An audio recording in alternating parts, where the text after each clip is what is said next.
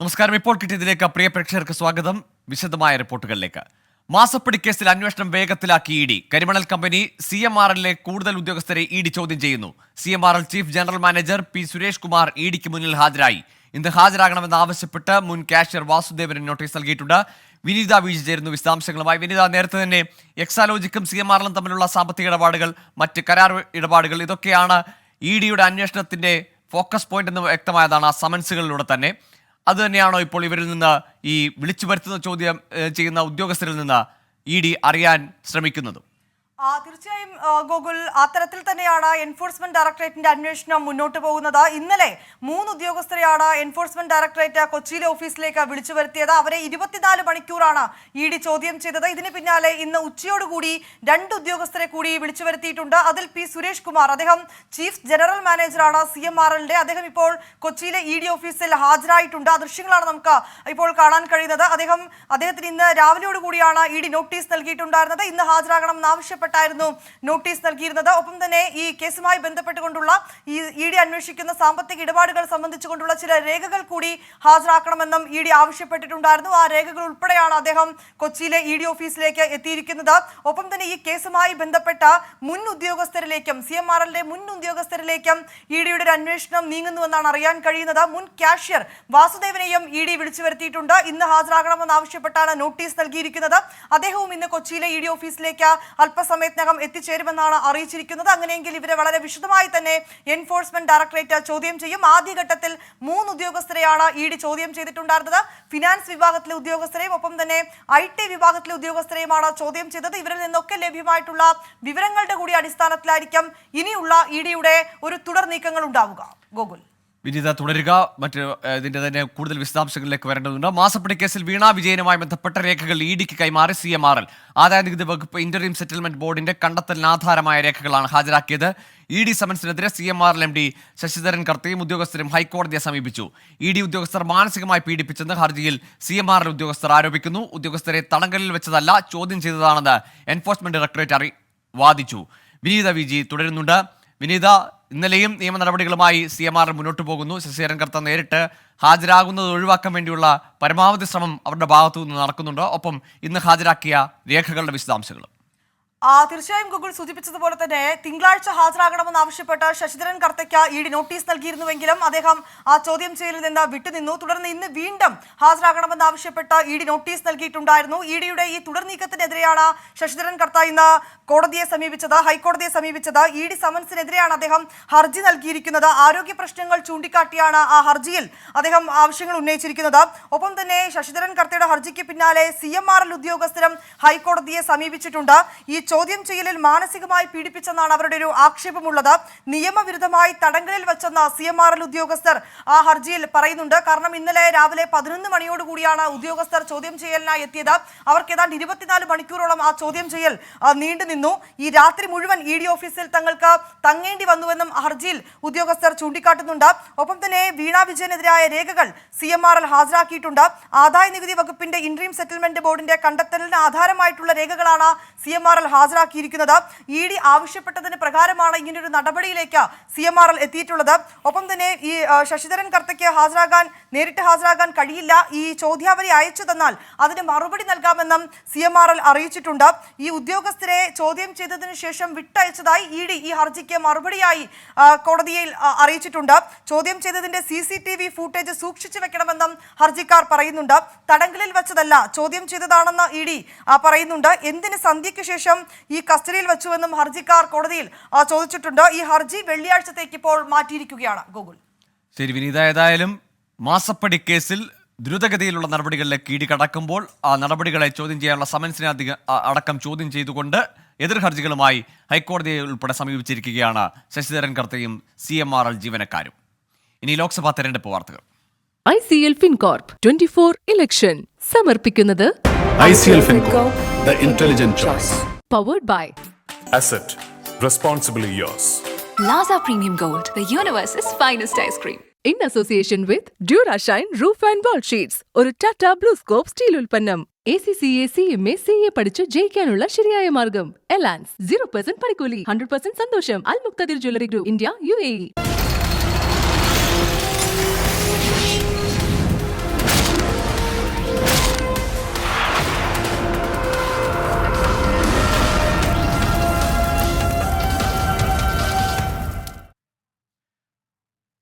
തൃശൂർ പാലക്കൽ സെന്ററിൽ UDF സ്ഥാനാർത്ഥിയുടെ പ്രചാരണ വാഹനം തകർത്തു.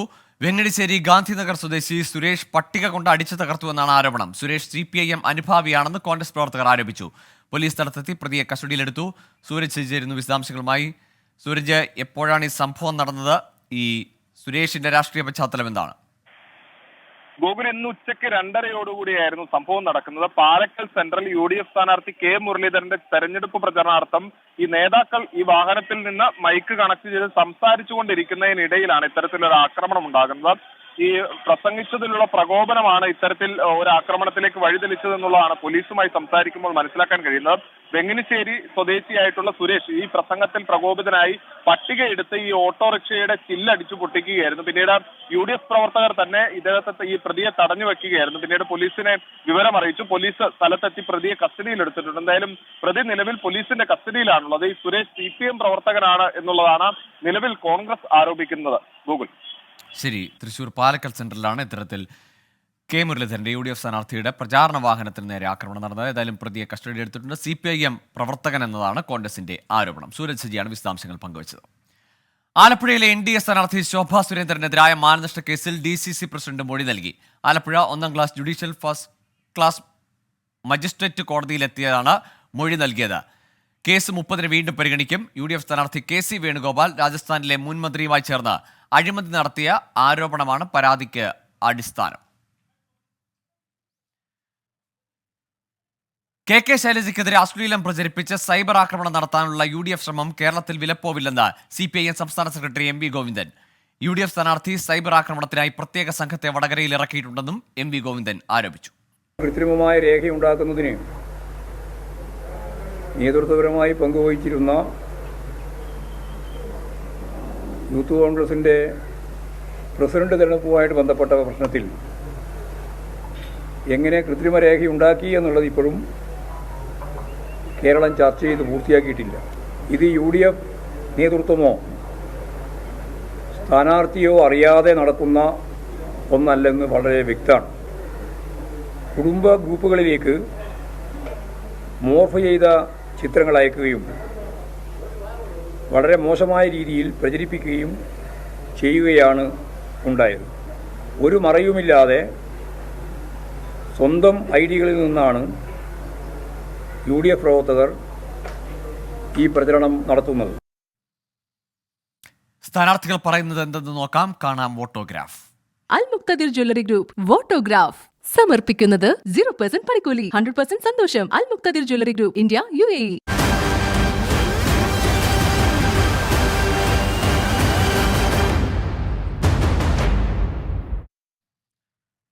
കേരളം പോളിംഗ് ബൂത്തിലേക്ക് എത്താൻ ദിവസങ്ങൾ മാത്രം ശേഷിക്കെ വ്യത്യസ്തമായ വികസന കാഴ്ചപ്പാടാണ് പത്തനംതിട്ടയിലെ 3 മുന്നണി സ്ഥാനാർത്ഥികൾക്കുമുള്ളത്.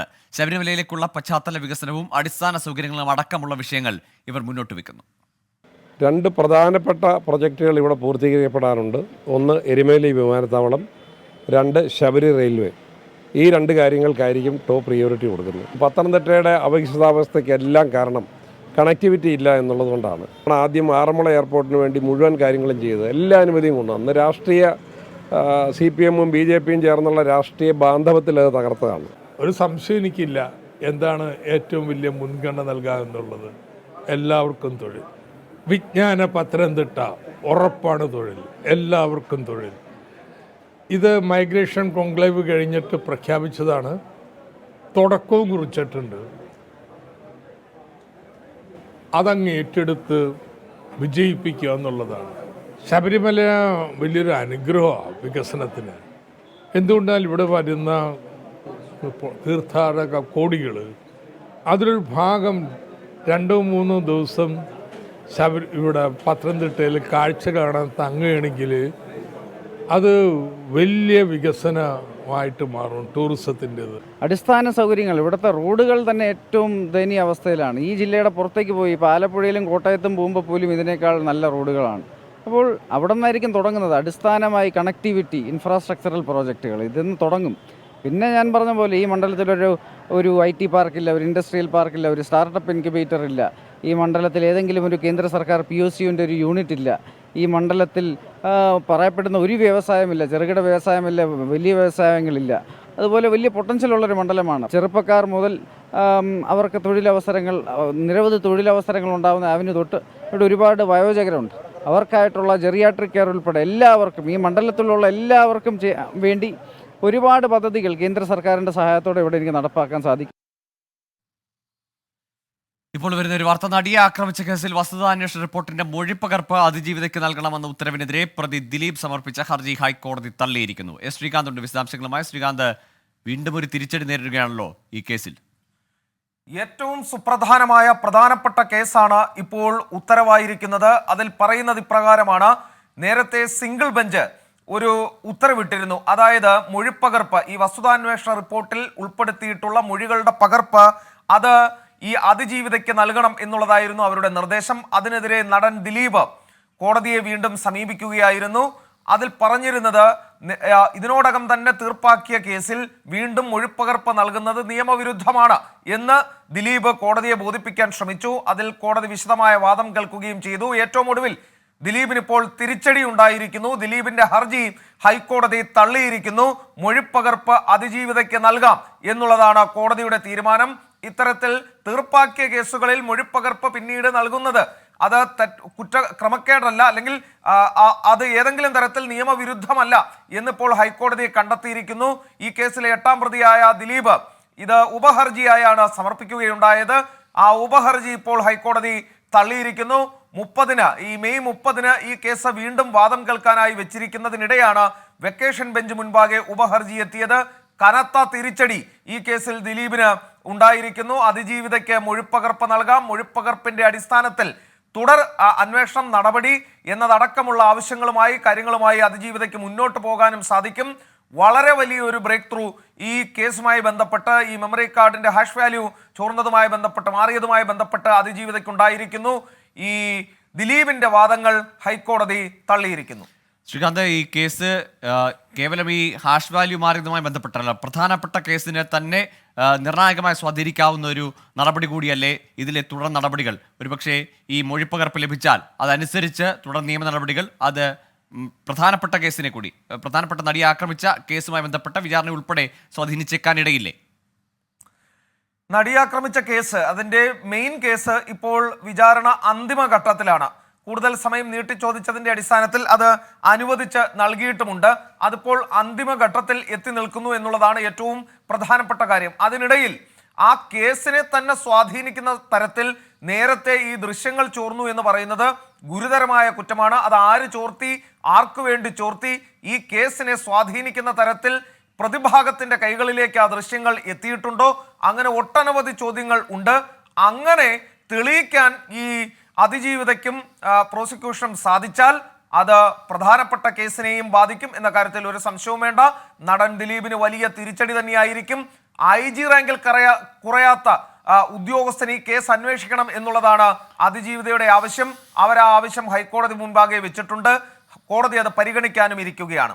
ശരി ശ്രീകാന്ത്, ഏതായാലും സമാനതകളില്ലാത്ത നിയമവ്യവസ്ഥയുടെ, നിയമ സംവിധാനങ്ങളുടെ തന്നെ വിശ്വാസ്യത തന്നെ ചോദ്യം ചെയ്യുന്ന തരത്തിലുള്ള വിവരങ്ങളാണ് ഏതായാലും വസ്തുതാന്വേഷണ റിപ്പോർട്ടുമായി ബന്ധപ്പെട്ട് പുറത്തു വന്നത്.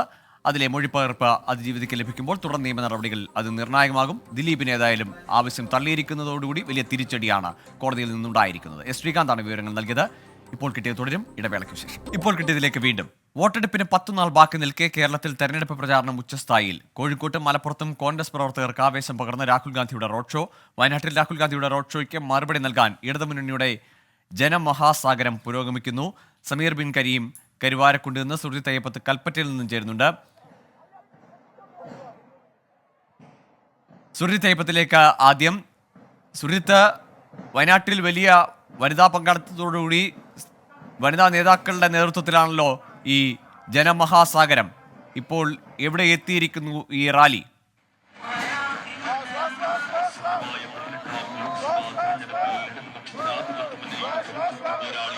ഗോകുൽ, ഇന്നലെ രാഹുൽ ഗാന്ധിയുടെ റാലി എത്രമാത്രം പങ്കാളിത്തമുണ്ടായിരുന്നു, നേരത്തെ കൽപ്പറ്റയിൽ എത്രമാത്രം പങ്കാളിത്തമുണ്ടായിരുന്നു, അതുപോലെ തന്നെ അത്തരത്തിൽ തന്നെ വളരെ കരുത്തുറ്റ രീതിയിൽ തന്നെ റാലി സംഘടിപ്പിക്കാൻ LDFന് കഴിഞ്ഞിരിക്കുന്നു എന്നുള്ളതാണ് നമുക്ക് ഈ ദൃശ്യങ്ങളിൽ തന്നെ കാണാൻ കഴിയുന്നത്. അത്ര വലിയ രീതിയിലുള്ള ആൾക്കൂട്ടം, അതായത് ഈ 3 നിയോജക മണ്ഡലങ്ങൾ കേന്ദ്രീകരിച്ചുകൊണ്ടാണ് ഇവിടെ ഇത്തരത്തിലൊരു റോഡ് ഷോ സംഘടിപ്പിച്ചിരിക്കുന്നത്. ഇപ്പോൾ നമുക്ക് ദൃശ്യത്തിൽ തന്നെ കാണാൻ കഴിയും. സ്ഥാനാർത്ഥി ആനി രാജ തുറന്ന ജീപ്പിൽ, അവർക്കൊപ്പം CPIMന്റെ പോളിറ്റ് ബ്യൂറോ അംഗമായിട്ടുള്ള ബൃന്ദ കാരാട്ട്, കേന്ദ്ര കമ്മിറ്റി അംഗം PK ശ്രീമതി, അതോടൊപ്പം CPIMന്റെ ജില്ലാ സെക്രട്ടറി ആയിട്ടുള്ള P ഗഗാറിൻ ഉൾപ്പെടെയുള്ളവർ തുറന്ന ജീപ്പിൽ കടന്നു വരുന്നു. മറ്റ് എല്ലാ തരത്തിലുള്ള, അതായത് LDFലെ എല്ലാ മുന്നണികളുടെയും കൊടികൾ മുൻനിരയിൽ നമുക്ക് കാണാൻ കഴിയും. INLന്റെ ഉണ്ട്, ഈ കോൺഗ്രസ് എസിന്റെ ഉണ്ട്, CPIയുടെ ഉണ്ട്, CPIMന്റെ ഉണ്ട്, കേരള കോൺഗ്രസിന്റെ ഉൾപ്പെടെയുള്ള എല്ലാ കൊടികളും ഈ റാലിയുടെ മുൻനിരയിൽ നമുക്ക് കാണാൻ കഴിയുന്നുള്ള പ്രത്യേകതയാണ്. ഇടതുപക്ഷം പ്രധാനമായും ഈ മുസ്ലിം ലീഗിന്റെ കൊടി ഒഴിവാക്കാൻ എല്ലാ കൊടികളും ഒഴിവാക്കി UDF എന്നുള്ള ആരോപണം ഉയർത്തുന്ന പശ്ചാത്തലത്തിൽ കൂടിയാണ് ഇത്തരത്തിലൊരു മഹാറാലി ഇവിടെ നടന്നുകൊണ്ടിരിക്കുന്നത്. CPIMന്റെയും CPIയുടെയും മറ്റ് മുന്നണി ഘടകകക്ഷികളുടെയും ജില്ലാ നേതാക്കളെല്ലാം തന്നെ ഇതിൽ നിരയായി അണിനിരക്കുന്നു എന്നുള്ളതാണ് മുൻനിരയിൽ നമുക്ക് കാണാൻ കഴിയും. LDFന്റെ ജില്ലാ കൺവീനർ CK ശശീന്ദ്രൻ, അതോടൊപ്പം നേതാക്കളായിട്ടുള്ള OR കേളു, ഒപ്പം തന്നെ EJ ബാബു അടക്കമുള്ള PK അനിൽകുമാർ, ജുനൈദ് കൈപ്പാണി അടക്കമുള്ള ഈ വിവിധ മുന്നണിയിൽ ഉൾപ്പെട്ട പാർട്ടികളുടെ നേതാക്കളെല്ലാം തന്നെ മുൻനിരയിൽ അണിനിരക്കുന്നു. അതിന്റെ തൊട്ട് പിറകിലായി റാലി മുന്നോട്ട് പോകുന്നു. ആ റാലിയിൽ അതിന്റെ മധ്യത്തിലായി സ്ഥാനാർത്ഥി ആനി രാജ, ബൃന്ദ കാരാട്ട്, PK ശ്രീമതി ഉൾപ്പെടെയുള്ള നേതാക്കൾ, അതിന് പിറകിലായി വനിതാ പ്രവർത്തകർ, അതിന് പിറകിലായി ഒരു മഹാസാഗരം കണക്കെ ആൾക്കൂട്ടം കൽപ്പറ്റ നഗരത്തെ ഇളക്കി മറിച്ചുകൊണ്ട് കടന്നു വരുന്ന ഒരു കാഴ്ചക്കാണ് നമുക്ക് കാണാൻ കഴിയുന്നത്. രാഹുൽ ഗാന്ധി നോമിനേഷൻ നൽകാൻ എത്തിയ ഘട്ടത്തിൽ എത്രമാത്രം പങ്കാളിത്തം ഉണ്ടായിരുന്നോ അതുപോലെ തന്നെ ഈ റാലി സംഘടിപ്പിക്കാൻ വേണ്ടി കൽപ്പറ്റയിൽ ശക്തിപ്രകടനം നടത്തുകയാണ് ഇടതുമുന്നണി. രാഹുൽ ഗാന്ധിയുടെ റാലിക്ക് പിന്നാലെ ഇടതുമുന്നണി കൊടികൾ നിറച്ചുകൊണ്ട് തന്നെ അത് മറ്റൊരു തരത്തിലുള്ള കോൺഗ്രസിന്റെ UDFന്റെ റാലികളിൽ കൊടികൾ ഉപയോഗിക്കാത്തത് വലിയ ചർച്ചയാക്കിയ LDF ഇതാ കൊടികൾ നിറച്ചുകൊണ്ടൊരു കൽപ്പറ്റയിലെ ജനമഹാസാഗരം റാലി സംഘടിപ്പിച്ചിരിക്കുകയാണ്. ഇനി കരുവാരക്കുണ്ടിൽ നിന്ന് സമീർ ബിൻ കരീം കൂടി ചേരുന്നുണ്ട്. സമീർ, ഇന്ന് മലപ്പുറം, കോഴിക്കോട് ജില്ലകൾ ഉൾപ്പെട്ട മണ്ഡലത്തിലെ പ്രദേശങ്ങളിലായിരുന്നു രാഹുൽ ഗാന്ധിയുടെ പ്രചാരണ പരിപാടികൾ. കരുവാരക്കുണ്ടിലെ റാലി എവിടെ വരെയായി? നിലവിൽ കരുവാരക്കുണ്ടിലെ റോഡ് ഷോ അവസാനിച്ച് രാഹുൽ ഗാന്ധി ഇപ്പോൾ സംസാരിച്ചു കൊണ്ടിരിക്കുകയാണ്. കരുവാരക്കുണ്ട് കണ്ണത്ത് മുതൽ മരുതങ്കൽ വരെയായിരുന്നു റോഡ് ഷോ ഉണ്ടായിരുന്നത്. നിലവിൽ റോഡ് ഷോ മരുതങ്കലിൽ സമാപിച്ചിരിക്കുകയാണ്.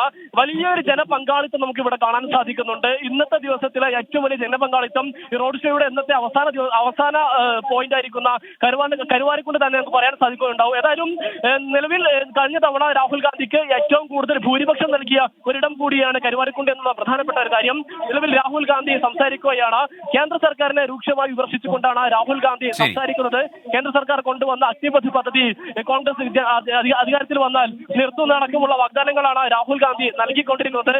ഇന്നത്തെ ദിവസത്തെ 5ാമത്തെ റോഡ് ഷോയാണ് നിലവിൽ ഇവിടെ നടക്കുന്നത്. ആദ്യം മലപ്പുറം ജില്ലയിലെ കീഴുപറമ്പിലായിരുന്നു, പിന്നീട് പത്തനാപുരത്തും, അതിനുശേഷം മമ്പാടും. ശരി സമീർ, ഏതായാലും രാഹുൽ ഗാന്ധിയുടെ റോഡ് ഷോകൾ ആവേശമാകുമ്പോൾ മറുവശത്ത് LDF ഒട്ടും പിന്നിലല്ല, ശക്തി കുറവല്ല എന്ന് തെളിയിക്കുകയാണ്. കൽപ്പറ്റയിൽ ജനമഹാസാഗരം വനിതാ നേതാക്കളുടെ നേതൃത്വത്തിൽ ആനി രാജയുടെ പ്രചരണാർത്ഥം വലിയ റാലി സംഘടിപ്പിക്കുകയാണ് LDF കൽപ്പറ്റയിൽ. ഇനി പൂരവിശേഷങ്ങളിലേക്കാണ്. പൂരം പൊടിപൂരം. ഡബിൾ ഹോസ് പൂരം പൊടിപൂരം സമർപ്പിക്കുന്നത് ഡബിൾ ഹോസ് ജാഗറി പൗഡർ, ആരോഗ്യം സൗകര്യം മാധുര്യം. Powered by TT Devassy jewellers, വടക്കേ സ്റ്റാൻഡ്, തൃശൂർ.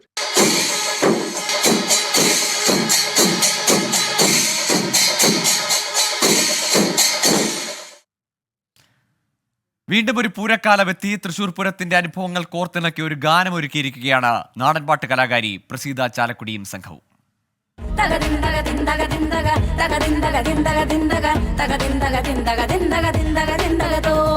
താളം മുറുകണ മേളം മുറുകണ തക ചെമ്പട താളം കൊട്ടണ ഞങ്ങൾക്കും കൂടണ്ടേ തൃശൂർ പൂരം. താളം മുറുകണ മേളം മുറുകണ തക ചെമ്പട താളം കൊട്ടണ. പുരുഷന്മാർ കൈയടക്കി വച്ചിരുന്ന പൂരപ്പറമ്പുകൾക്ക് മാറ്റം സംഭവിച്ചു തുടങ്ങിയെങ്കിലും ഇനിയുമേറെ മുന്നോട്ടു പോകാനുണ്ടെന്ന് ഓർമ്മപ്പെടുത്തുകയാണ് ഗാനം. എന്തിട്ട് നീ പറയണത്? നല്ല തിക്കും നിരക്കുണ്ടാവും പൂരത്തിന്. പെൺകുട്ടികൾ വീട്ടിലിരുന്ന് TV കണ്ടാൽ മതി പൂരമൊക്കെ, അതാ നല്ലത്. ഞങ്ങൾക്കും കാണേണ്ട തൃശൂർ പൂരം എന്ന ചോദ്യമാണ് ഗാനത്തിലുടനീളം. ഞങ്ങളെപ്പോലുള്ള സ്ത്രീ ജനങ്ങളെ ഈ പറയുന്ന തൃശ്ശൂർ പൂരത്തിന് വന്നെത്തുന്നതിനുള്ള ഒരുപാട് പരിമിതികൾ ഒരുപാട് കാലമായിട്ട് ഞങ്ങൾ അനുഭവിക്കുന്നുണ്ട്. കമ്പാരിറ്റീവ്ലി സ്ത്രീജനങ്ങളെക്കാൾ കൂടുതൽ പുരുഷഗണമാണ് അവിടെ കൂടുതലായിട്ട് നമ്മൾ കാണാറുള്ളത്. അപ്പം ഞങ്ങൾക്കും കൂടണ്ടേ തൃശ്ശൂർ പൂരം എന്ന ആൽബം എന്താണ് ഉദ്ദേശിക്കുന്നതെന്ന് ഇതിൽ നിന്ന് തന്നെ നിങ്ങൾക്ക് മനസ്സിലായി കാണും. തെക്കോട്ടിറക്കവും കുടമാറ്റവും എന്ന് വേണ്ട, പൂരാവേശവും പാട്ടിലുണ്ട്.